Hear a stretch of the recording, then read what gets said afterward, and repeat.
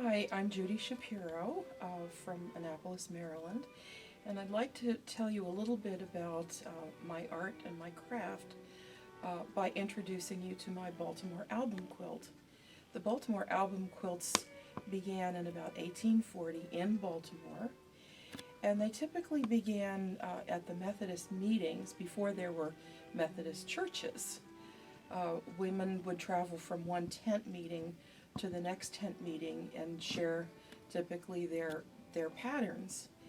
And they have become so well loved that they speak to us to this day.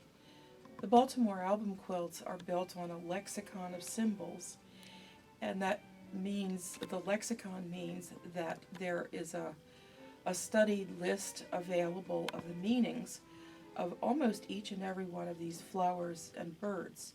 Everything in the Baltimore album quilts has a symbolic meaning. Ellie Sienkiewicz speaks to this very well in her first self-published book, Spoken Without a Word, where there is a listing available of all of the Victorian symbols. I'd like to start off by talking about the center block, which is very meaningful to me.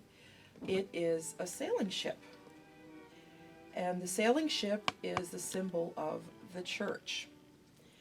Sailing ship has underneath of it a spray of flowers, which is very typical of this block.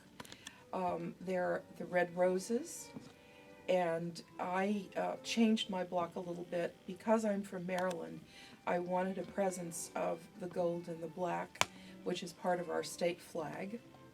In addition, the four flags that are shown, the Swedish, the Norwegian, the British, and the American flags, are for my personal family history.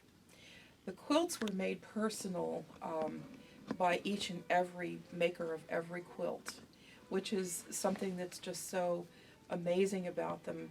The quilts do change so much from maker to maker by their expressions of their ideas. So this block represents, in my quilt, the 4 generations of members, now 5 generations of members, at Chevy Chase United Methodist Church in Chevy Chase, Maryland.